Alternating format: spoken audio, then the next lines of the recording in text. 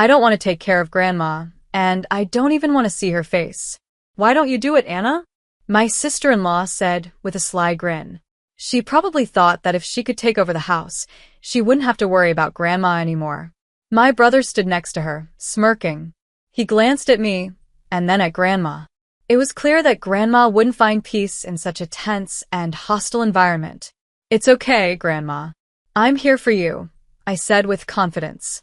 My name is Betty, and I just turned 55. Life has slowed down for me now, and I'm enjoying it with my husband, Scott. Our 3 children are grown up and following their own dreams. The days when I used to balance work and family while they were little feel like a distant but sweet memory. These days, my life is simple. I focus on my work, spend time with Scott, and make sure Grandma feels loved and cared for. My husband and I run a traditional restaurant that's well known in our town. I manage the business side of things, while Scott, who is an amazing chef, handles the cooking. It's a good partnership that works well for us. I chose this path because I studied business in college and became fascinated with restaurant management. At first, I thought I wanted to cook for our customers, but life had other plans. While in college, I took a job in the kitchen of a fancy hotel near campus. However, I quickly realized cooking wasn't my strong point. A senior coworker once told me, "You can't even peel vegetables properly." I was embarrassed, and they moved me to serving instead. At the time, it felt like a failure, but now it's something I laugh about. It's a funny memory we like to joke about when talking about my early career struggles. Whenever I face challenges, I always turn to my grandma. She has been my rock through the ups and downs of life. Grandma listens patiently, waiting until I finish talking. Then, she looks at me with her kind eyes and says, "Betty, I know you have big dreams and hopes, but life isn't a straight road. Sometimes there are twists and turns, and those experiences help you grow. Take your time and stay strong." Her words are like a warm hug. They make me feel better every time I'm struggling. I always thank her for being there for me. She reminds me that no matter how small the steps I take, as long as I keep moving forward, I'm making progress. Grandma's wisdom has taught me to face life with courage and patience, and I'm forever grateful for her guidance. Now, I'm determined to make sure Grandma is surrounded by love and peace. I will always stand by her side, no matter what challenges come our way. My grandmother always guided me with her gentle encouragement. After losing my parents at a young age, she became my greatest source of comfort and the most precious person in my life. She was my rock during difficult times, always pushing me to believe in myself even when I doubted my abilities. Amidst all of this, I met my husband, Scott. At the time, I was working part-time at a hotel while trying to figure out my path in life. Scott was a chef at the same hotel, someone who had spent years mastering the art of cooking.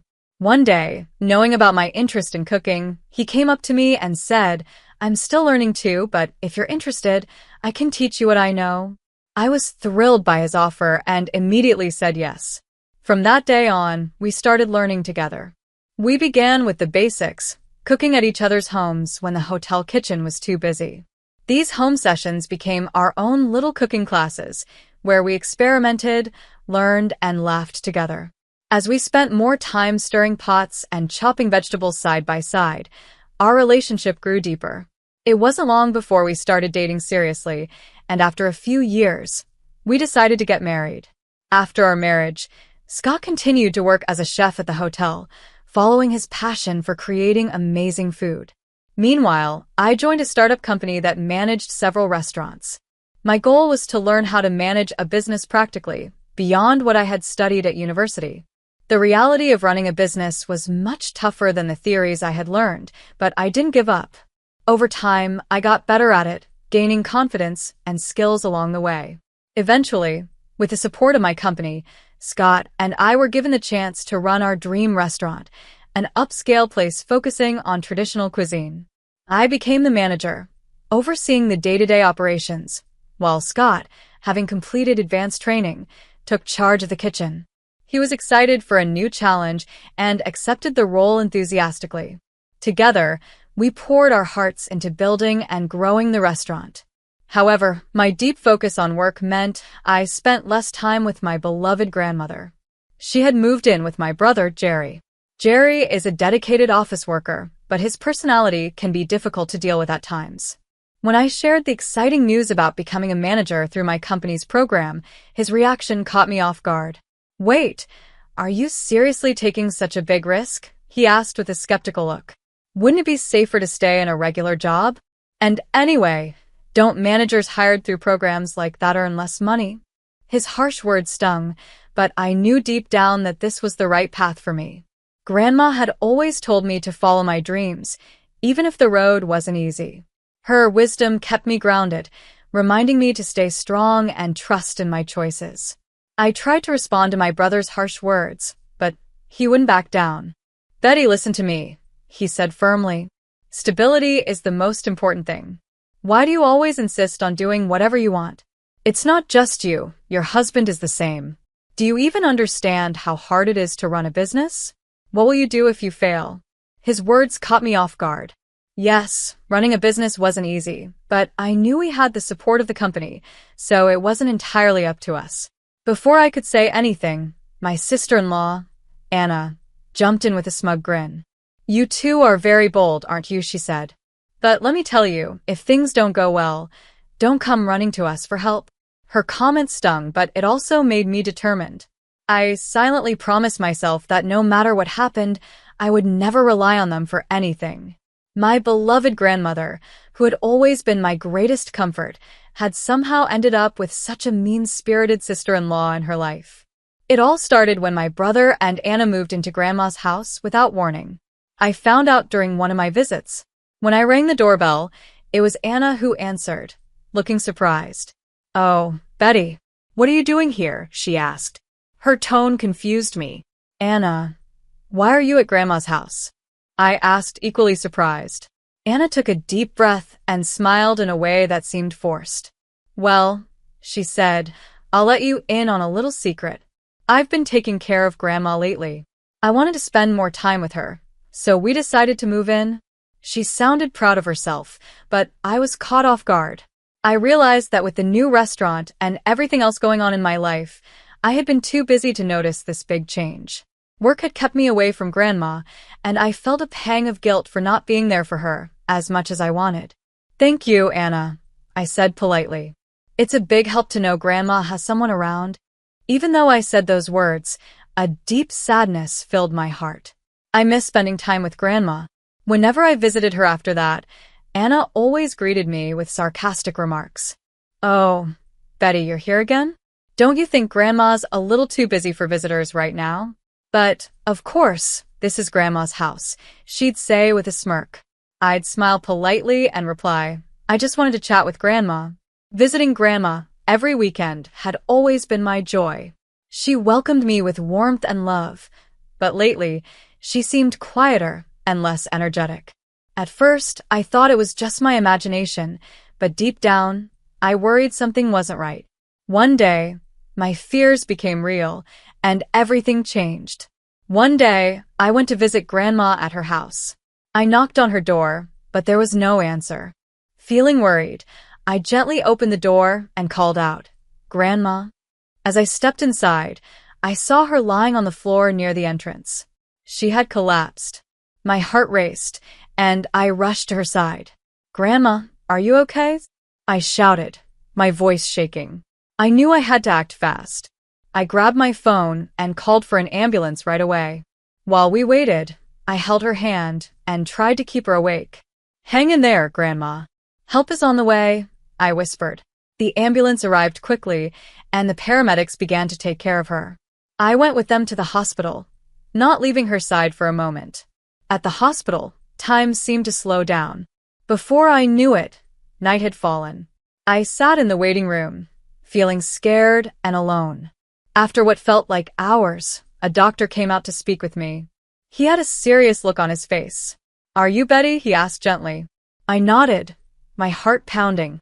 He took a deep breath and said, "I'm sorry to tell you this, but your grandmother doesn't have much time left."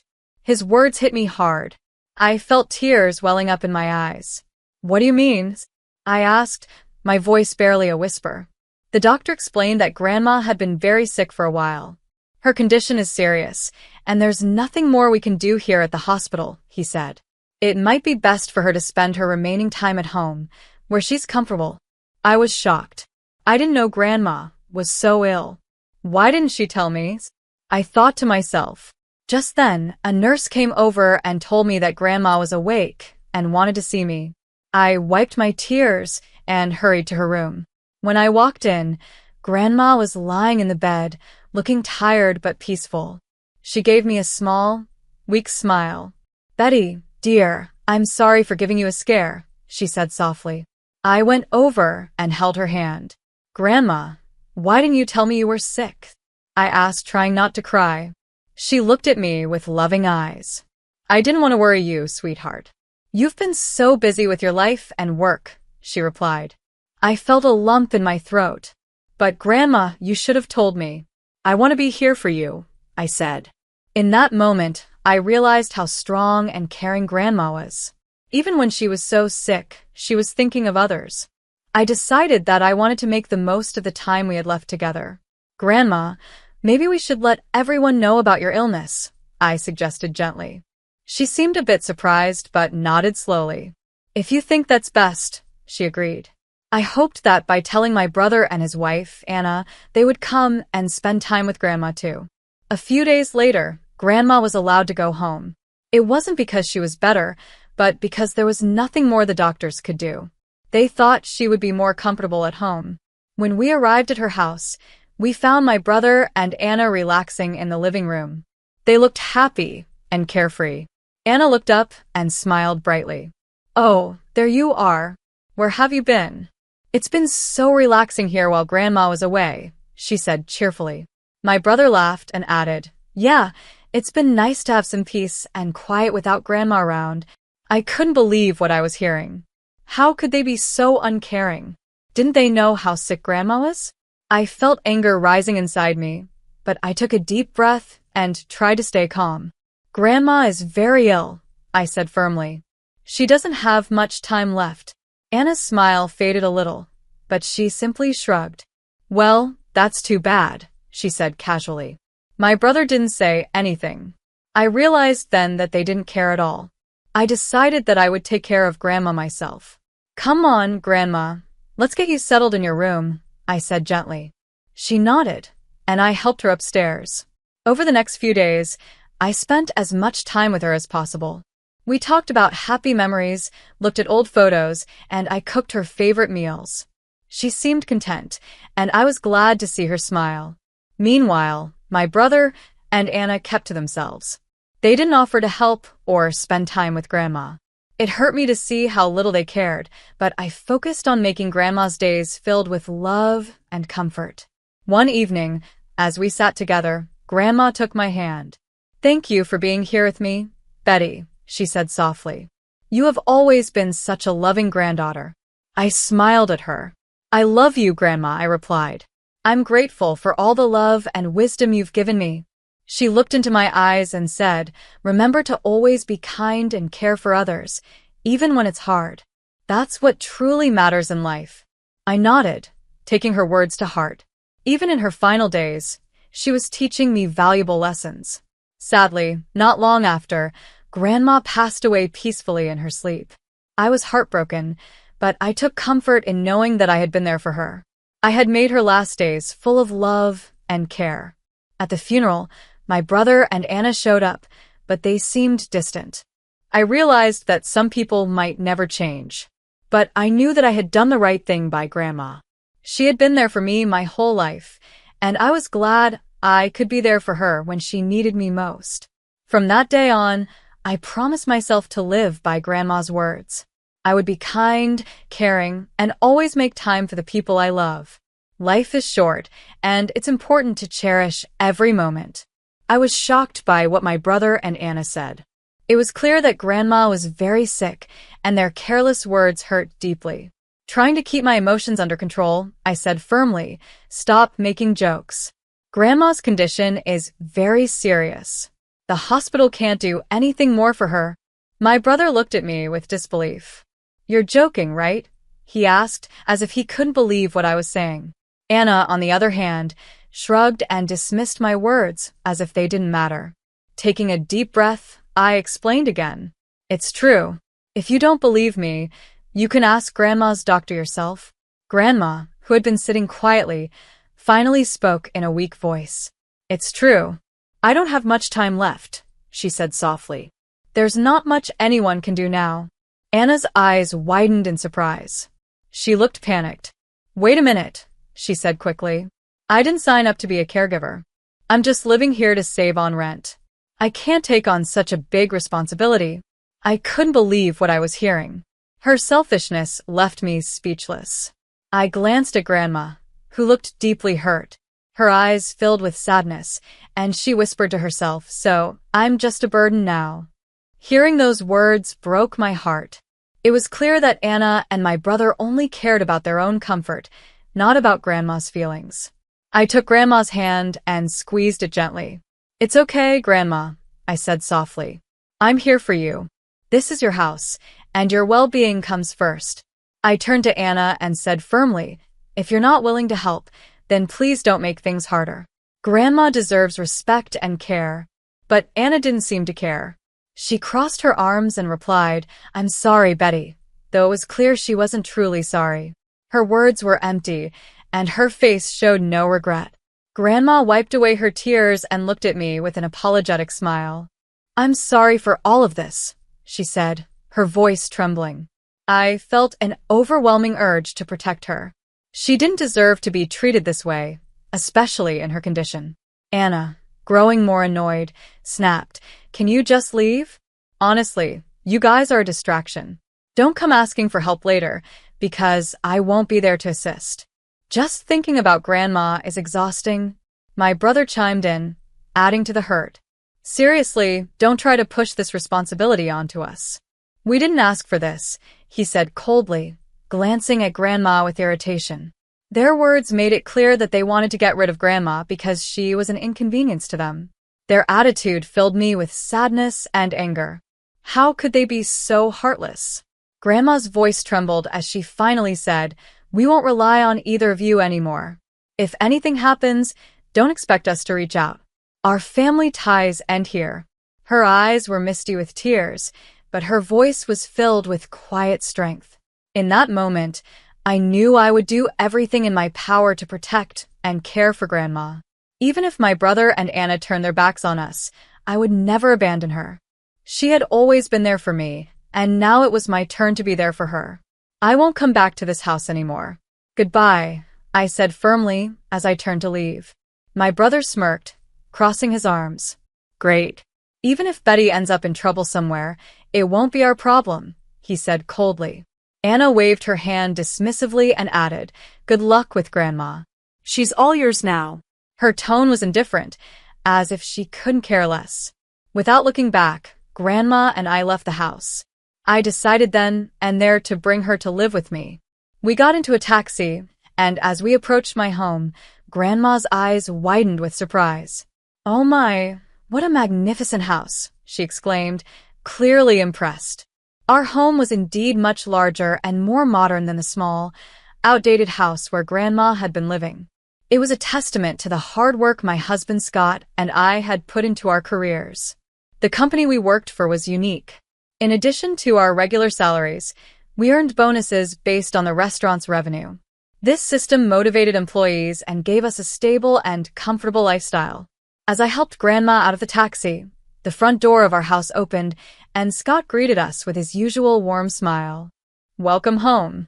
I've been waiting for you, he said cheerfully.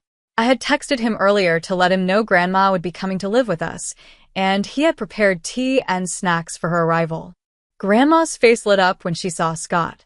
It's so nice to see you again, Scott, she said warmly. He welcomed her into the house, and I led her to the living room. We sat down, and I served her the comforting tea Scott had made. Grandma sipped it slowly, looking visibly relaxed for the first time in a long while. This place feels like somewhere I can truly be comfortable, she said with a deep sigh. At the other house, I always felt like I was in the way. Her words were tinged with sadness, and I could sense the pain she had endured from the cold treatment by Anna and my brother. Later, as we unpacked Grandma's belongings, I learned something shocking. Anna had been secretly taking Grandma's pension money without permission. Could Anna really do such a thing? I muttered, feeling a wave of anger. Scott, equally stunned, shook his head. That's unacceptable. We can't let them get away with this, he said with determination.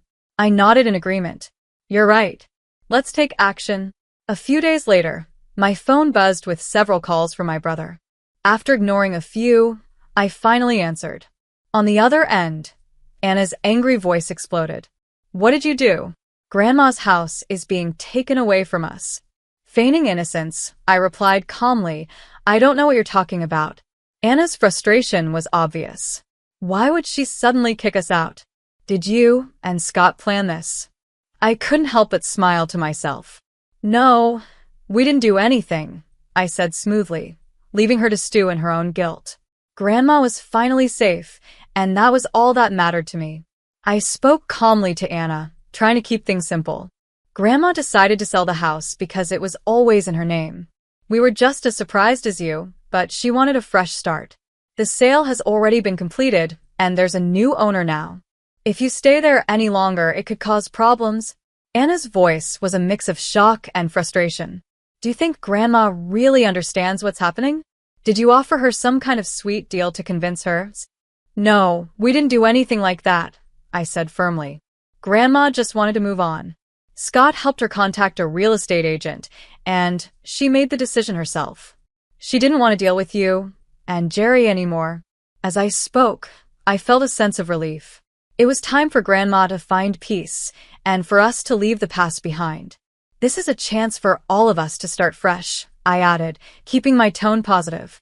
It's time to build our lives separately. Ignoring Anna's growing frustration, I stayed focused on the bigger picture. Where are we supposed to live now? Our old flat is gone. Anna snapped, her voice rising with anger. From what Grandma had told me, Anna had a habit of spending money recklessly. She loved shopping, showing off expensive designer bags, and visiting beauty spas almost every week. My brother, on the other hand, didn't earn much. With their debts piling up, their financial situation must have been pretty tough. That's likely why they moved into Grandma's house, to save money. Despite their struggles, my brother seemed completely smitten with Anna's looks and likely indulged her every whim. I wasn't particularly worried about their living situation, so I decided to be lighthearted. Why not stay in a motel for a while? I suggested playfully. Although, that might be hard if you're short on money. Anna paused, clearly offended. Why are you talking about our finances? She asked sharply. I didn't get a reply from my brother, but I knew my words had struck a nerve. Just then, Grandma took the phone. With a warm smile, she said, Actually, I told Betty everything. And by the way, Betty's house is wonderful. It's big, modern, and very comfortable. It's nothing like what you're used to. Her tone was gentle but carried a hint of pride. When my brother got back on the phone, he sounded curious. Wait, why are you guys so well off? I thought you were struggling financially. It might surprise you, I replied with a small laugh, but Scott and I earn more than you think. On top of our regular salaries, we get substantial bonuses. We probably earn about twice what you make in a month. We work hard, and we've built a comfortable life for ourselves. He was silent for a moment, clearly shocked. Seriously? He asked. Yes, I confirmed. You always said full-time employment is the safest route, but maybe it's time you broaden your thinking. We've done pretty well with our choices, don't you think? I added with a hint of pride. For once, he had no comeback, and I felt a small victory knowing we were finally moving forward. I told them clearly, you need to figure things out on your own without relying on us. Then, to my surprise, Anna spoke in a sweet tone and made a request. Hey, Betty, could we visit your place? Just your brother and me. Even if it's just for a short time. I was shocked by her boldness. No, I said firmly. I've already told you we're done. You need to handle things on your own. After that, they kept calling me multiple times, but I didn't answer. I had nothing more to say to them and decided to move on with my life. They were no longer part of it. Not long after, I received shocking news. My brother and Anna had been arrested for shoplifting from a small store. When the police contacted me, I learned about Anna's massive debts, which were far more than my brother's salary could cover. She had even been secretly taking money from Grandma's pension. Debt collectors had gone to my brother's workplace, which forced him to quit his job. Things had gone downhill quickly for them. They had become so desperate that they were stealing donuts and sandwiches just to eat. The police told me that during their arrest, both my brother and Anna had asked them to contact me. My brother had said, "I know we've made mistakes, but please help us." Anna, in tears, had begged, "Forget what we've done in the past. Just help us this one time." Even after hearing their pleas, I couldn't bring myself to forgive them. Their reckless spending and the way they treated Grandma had led to this mess. They were now facing the consequences of their actions. It wasn't my responsibility to fix it for them. Months have passed since then, and my feelings haven't changed. I don't dwell on them anymore. Instead, I focus on Grandma, who is still lively and enjoying life. Seeing her happy brings me so much comfort. I've even taken some time off work to spend more moments with her, and I'm grateful that my workplace is supportive during times like this. Although Grandma sometimes feels unwell, we find joy in small things. We love taking walks in the garden and talking about the flowers we see. These moments are so precious to me. One day, I asked her, "Grandma, your birthday is coming up. Is there anything special you'd like to eat?" With a warm smile, she replied, "I'd love a sandwich made by you." Her simple request touched my heart. I know my cooking isn't great, but it's her way of showing love. There are still so many things I want to do with her, places to visit, foods to taste, and stories to share. I cherish every moment we spend together and try my best to make her smile. While she's feeling good, I want to give her all the love and happiness she deserves.